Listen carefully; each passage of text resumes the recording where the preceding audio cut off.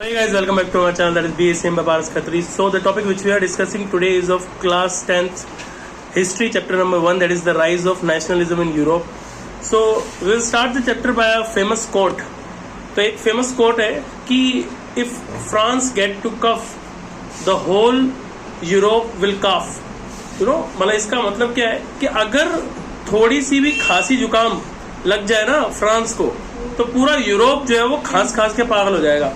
इसका आसान भाषा में मतलब ये है. तो इससे आपको एक ही लाइन में ये चीज समझ में आती है कि how important France is to Europe. ठीक है, कि पूरे यूरोप के अंदर फ्रांस इतना इम्पोर्टेंट पार्ट है कि अगर फ्रांस में कुछ भी होता है तो उसका इम्पैक्ट पूरे यूरोप में देखा जाता है. ठीक है, तो सबसे पहले समझते हैं कि ये जो राइज ऑफ मतलब कि यूरोप के अंदर जो नेशनलिज्म का राइज हुआ, तो पहले एक एक करके समझते हैं नेशनलिज्म क्या होता है.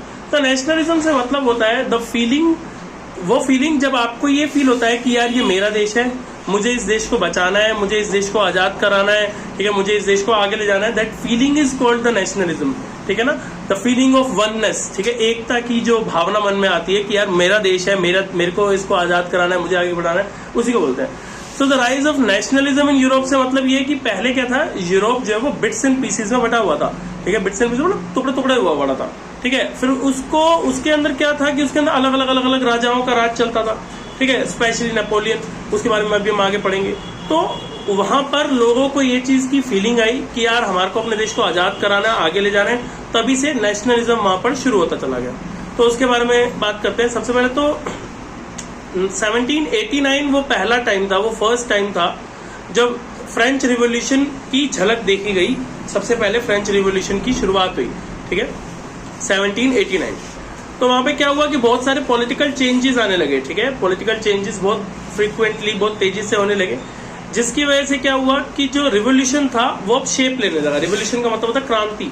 ठीक है, मतलब एक आंदोलन, एक जन आंदोलन शुरू हो गया और सब लोगों ने आवाज उठानी शुरू कर दी कि भाई हमारे को जो है वो अपनी कंट्री को आजाद कराना है, हमको अपनी कंट्री को जो है वो मतलब कि एक तरीके से फ्री करवाना है.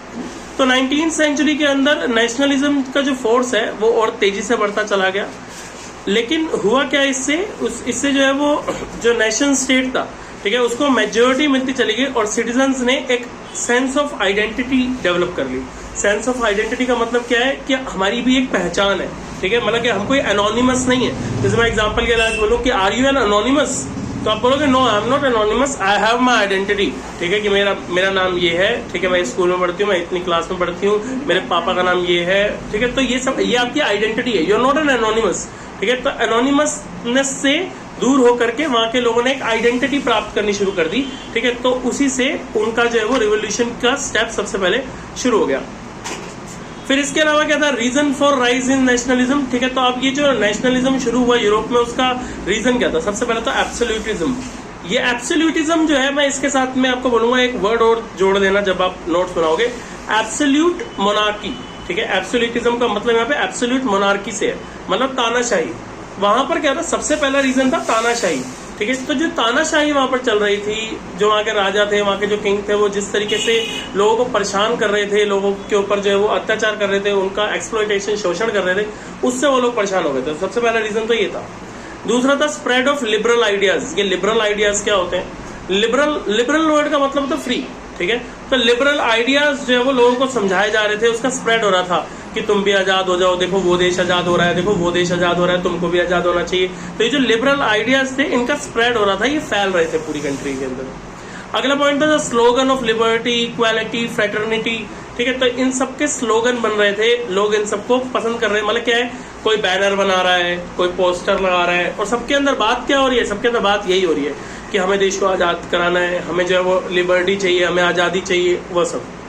इसके अलावा क्या हुआ, जो लोअर मिडिल क्लास लोग थे, या फिर हम कहें जो एजुकेटेड मिडिल क्लास लोग थे, उनका पॉपुलेशन बढ़ता चला जा रहा था. और जब किसी कंट्री में एजुकेटेड लोग बढ़ेंगे ना, तो वो हमेशा अपने आप के जो बैरियर्स हैं, जो पुराने बैरियर्स बने हुए, जो बंदिशें हैं, उनको तोड़ने की कोशिश करके आगे बढ़ने की कोशिश करेंगे. ठीक है, तो ये कुछ रीजंस थे कि क्यों यूरोप के अंदर नेशनलिज्म का राइज होना शुरू हो गया. ठीक है, अब ये नेशनलिज्म का जो सफर था वो इतना आसान नहीं था, कई सालों तक चला और बहुत सारे स्टेप्स थे. ठीक है, जिन स्टेप्स को हम एक एक करके समझेंगे. जैसे सबसे पहला स्टेप क्या था, सबसे पहला स्टेप था फ्रेंच रिवॉल्यूशन, ठीक है, मतलब कि जो आप कह सकते हो कि जो फ्रेंच रिवॉल्यूशन 1789 का जो भी मैंने आपको बताया, उसके अंदर क्या क्या हुआ।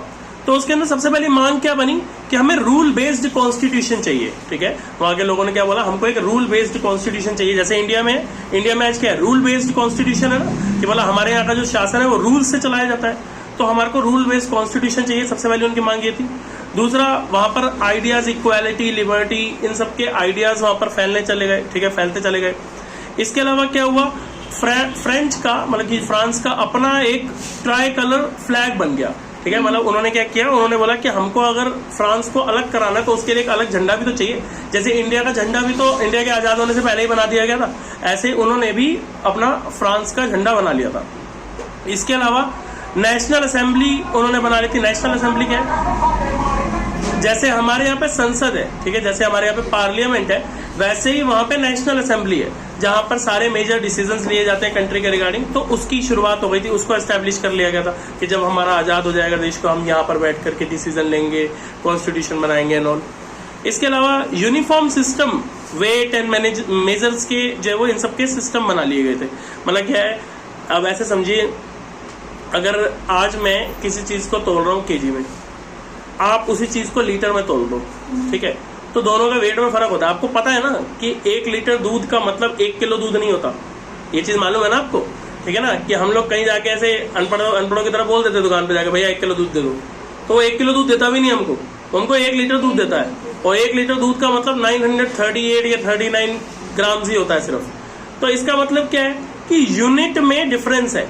तो उन्होंने सबसे पहले तो फिक्स किया कि भैया कोई एक ही यूनिट होनी चाहिए जो पूरे यूरोप के अंदर होनी चाहिए, ठीक है ना, उसके हिसाब से। तो ये कब हुआ था, ये मतलब कि ये जो रिवॉल्यूशन हुआ 1789 के अंदर, उसका था। उसके बाद में जो सेकंड हुआ वो था सिविल कोड, ठीक है, सिविल कोड 1804 के अंदर आया। अब सिविल कोड के अंदर क्या था, सिविल कोड के अंदर सबसे पहली चीज तो ये थी कि उन्होंने बोला कि हमारे को ना जो भी ये जो बर्थ से प्रिविलेजेस मिलती हैं, बर्थ से प्रिविलेजेस क्या मिलती है, देखिए वहां पे मतलब जितनी भी अर्बन कंट्रीज थी वहां पर ना जो समाज था वो बटा हुआ था, जैसे हमारे यहाँ पे भी अपर क्लास लोअर क्लास में बटा हुआ ना, वैसे वहां पे बटा हुआ था। तो एक होते थे नोबल्स, ठीक है, जिनके पास सारी पावर्स होती थी, ठीक है, जिनके पास में सारी पावर्स होती थी, और एक होते थे लोअर क्लास, ठीक है, जिनके पास में कोई पावर नहीं होती थी, वो कमाते थे और नोबल्स बैठ के खाते थे, क्योंकि वो उन्होंने नोबल परिवार में जन्म दिया है, तो उनके पास में बर्थ से राइट होता था कि उनको कोई काम धंधा करने की जरूरत नहीं है। जो मिडिल क्लास लोग, लोअर क्लास लोग जो टैक्स देंगे ना, उससे उनका घर चलेगा फ्री में।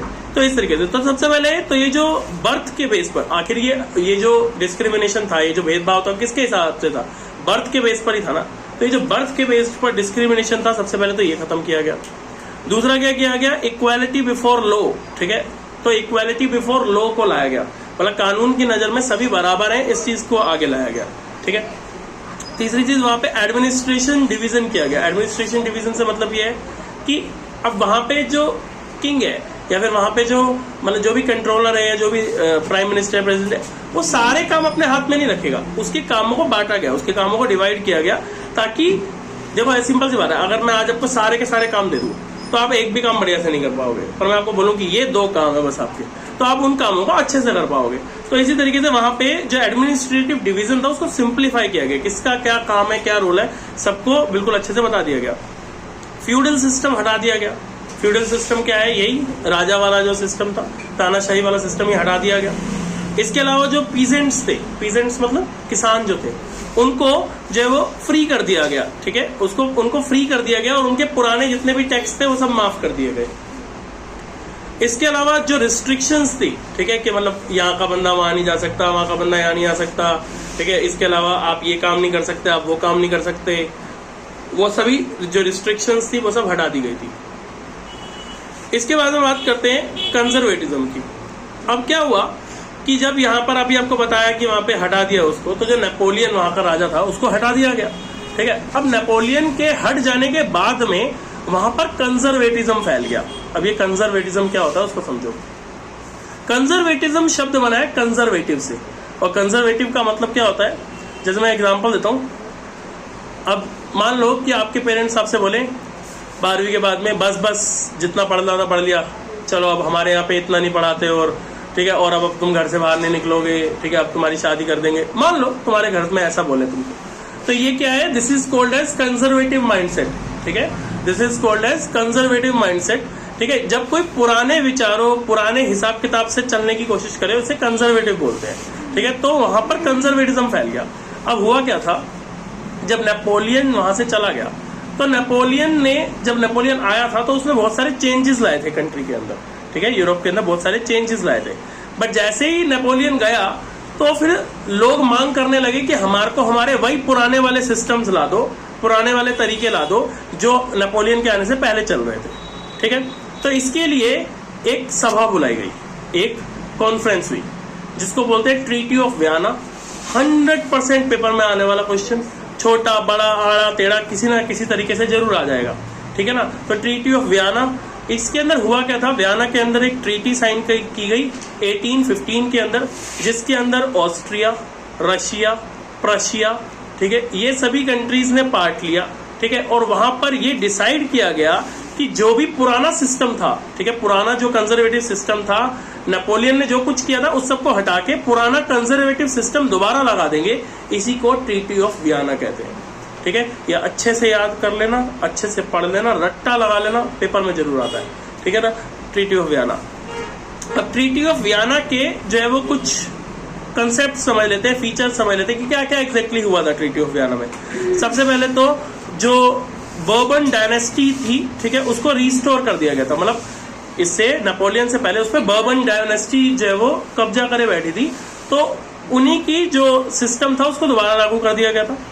दूसरा, जो कंजर्वेटिव ऑर्डर था उसको दोबारा से ला दिया गया था। मतलब कंजर्वेटिव ऑर्डर आप समझ गए, पुराना तरीका जो पुराने तरीके से, असल में ना जो कंजर्वेटिव सिस्टम होता है ना वो हमेशा बिलीव करता है slow and steady wins the race, ठीक है। पर जो नेपोलियन था वो तेजी से विकास कर रहा था, तो लोगों को वो चीज समझ में नहीं आ रही थी, तो लोगों को वही अपना पुराना मेथड पसंद था, धीरे धीरे धीरे धीरे करके धक्का पेल तरीके से आगे बढ़ेंगे, तो उन्होंने वही सिस्टम वहां पर लागू कर दिया था।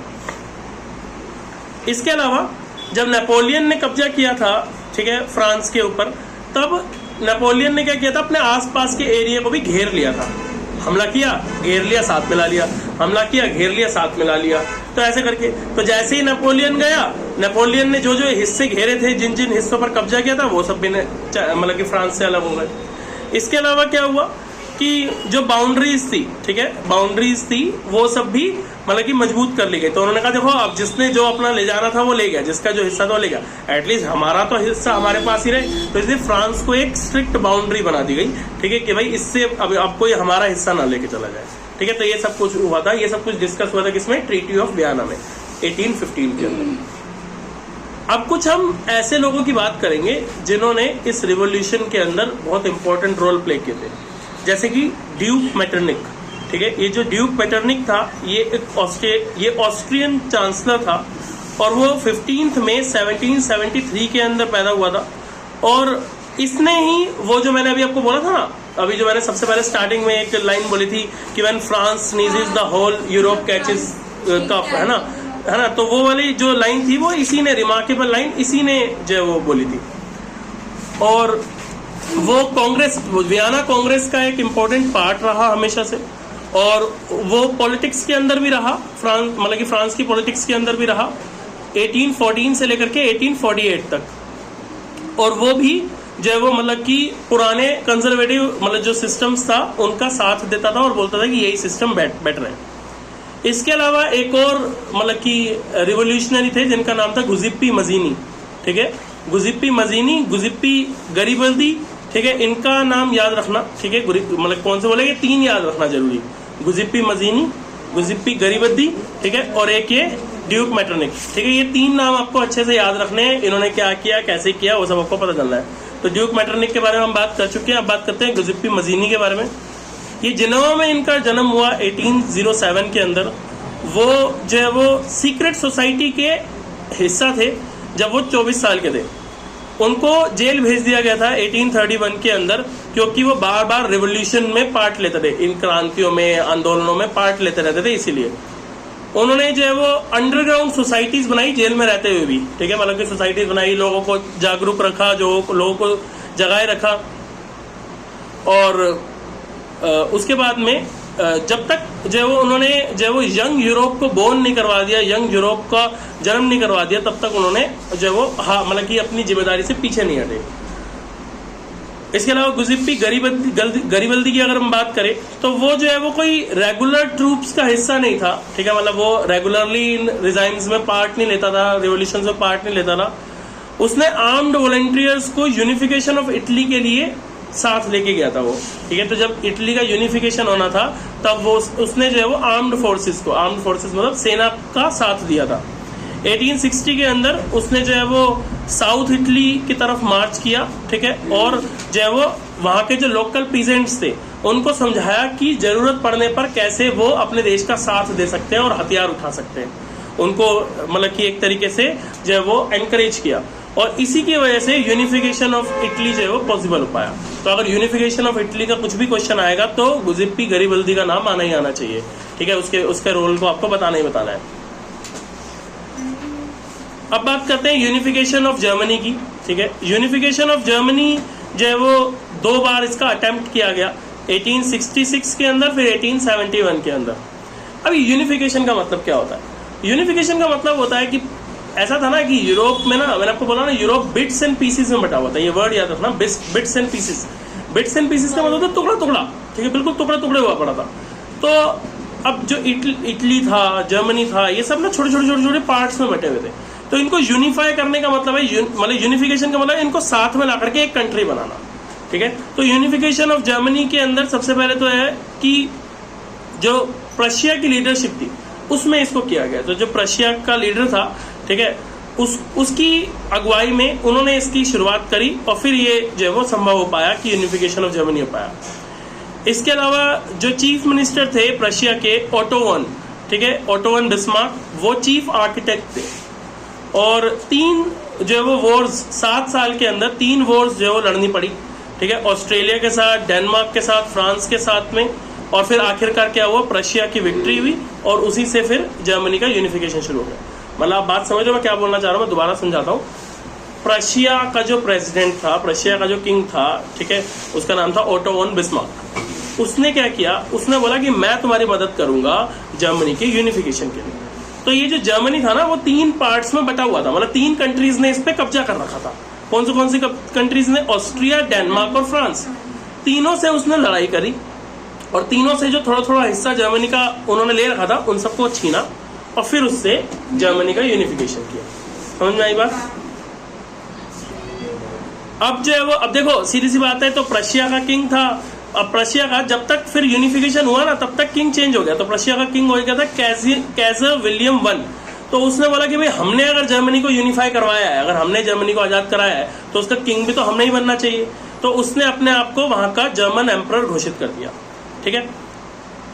तो ये था यूनिफिकेशन ऑफ जर्मनी के बारे में। अब यूनिफिकेशन ऑफ इटली के बारे में अगर बात करें तो इटली जो है वो 7 डिफरेंट स्टेट्स में बटा हुआ था, ठीक है। जैसे जर्मनी 3 डिफरेंट स्टेट्स में बटा हुआ था, ठीक है, ऐसे ही इटली 7 छोटे पार्ट्स में बटा हुआ था। फिर क्या हुआ, तो 1830 के अंदर गुजिप्पी मजीनी ने जो है वो एक प्रोग्राम बनाया, और उन्होंने बोला कि हम पूरे इटली को यूनिफाई करेंगे, एक साथ लाएंगे। तो इसके लिए उन्होंने रिवोल्यूशन किए, 2 बार रिवोल्यूशन किए, 1831 में, 1848 में, लेकिन दोनों बार फेल हो गए।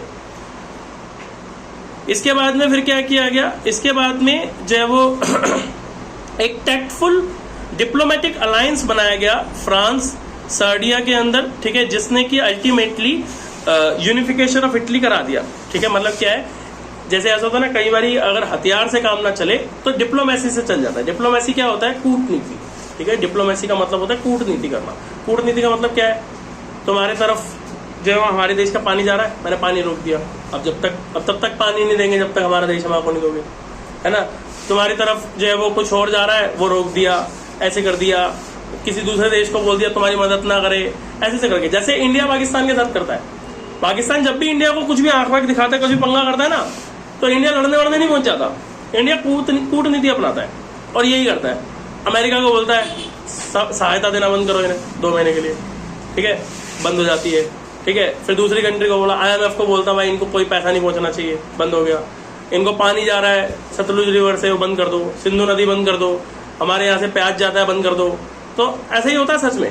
इसी को बोलते हैं क्या, डिप्लोमेसी, यानी कि कूटनीति। तो यही कूटनीति से फ्रांस ने जो है वो इटली को अलग करवाया, ठीक है, और इटली का यूनिफिकेशन हो पाया। और विक्टर इमैनुअल सेकंड ने अपने आप को जो है वो यूनाइटेड इटली का राजा घोषित कर दिया।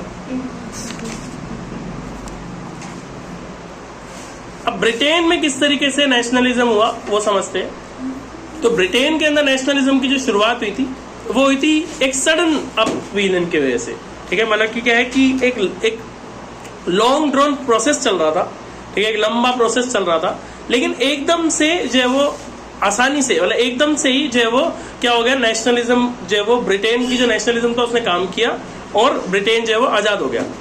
तो सबसे पहले तो 18th सेंचुरी से पहले कोई भी ब्रिटिश नेशन था ही नहीं एक्चुअल में, क्योंकि वो सब कुछ दूसरे देशों ने कब्जा कर रखा था।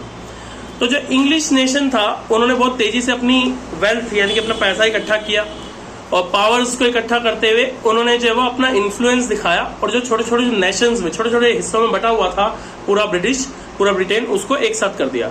अब आप देखो ना, यूनाइटेड किंगडम, हम उसको यूनाइटेड किंगडम क्यों बोलते हैं भाई, ब्रिटेन को यूनाइटेड किंगडम क्यों बोलते हैं, क्योंकि छोटे छोटे जो किंगडम्स थे, छोटे छोटे जो राज्य थे, उन सबको जोड़ के ब्रिटेन बनाया गया, ठीक है ना, उन सबको जोड़ के जो है वो मतलब कि बनाया गया। तभी तो देखो ना, आज भी ब्रिटेन पर क्या है, ब्रिटेन कोई डेमोक्रेसी है, वहां पे आज भी राजा का राज है। वहां की रानी अभी मरी नहीं, क्वीन एलिजाबेथ, वो कहाँ की रानी थी, ब्रिटेन की तो रानी थी, तो वो किसकी रानी थी, ब्रिटेन की तो रानी थी, ठीक है ना। अब उसका बेटा जो है वो वहां का राजा है। तो कहने का मतलब क्या है, वहां पे आज भी वही सिस्टम चल रहा है। फिर जो इंग्लिश पार्लियामेंट थी, मतलब जिनके हाथ में ये था, ब्रिटेन जिनके हाथ में था, उन्होंने जब वो मतलब कि इस पर कब्जा छोड़ दिया 1688 में।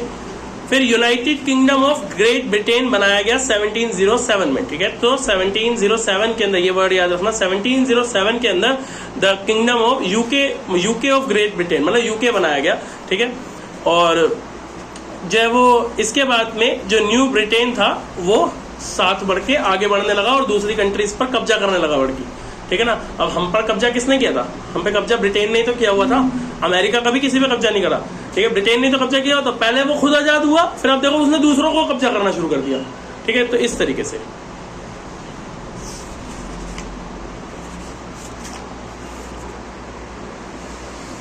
सो there is one area called as the Balkan area, जिसे बाल्कन प्रॉब्लम भी बोलते हैं, ठीक है। अब बाल्कन रीजन किसको बोलते थे, तो आज के टाइम पे जो रोमानिया है, बुल्गारिया है, Albania, Greece, Macedonia, Croatia, Slovenia, Serbia, इन सभी एरिया को बाल्कन एरिया कहा जाता था। यहाँ पर क्या था, यहाँ पर जनरली स्लैव्स का कंट्रोल हुआ करता था, ऑटोमन एम्पायर का कंट्रोल हुआ करता था, ऑटोमन एम्पायर के कब्जे में था बाल्कन पूरा एरिया।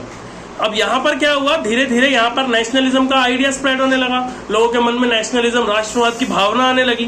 तो इससे क्या हो गया, इससे यहाँ पर जो है वो मतलब कि लोगों ने आंदोलन करना शुरू कर दिया, जिसको बाल्कन्स प्रॉब्लम बोलते हैं, ठीक है।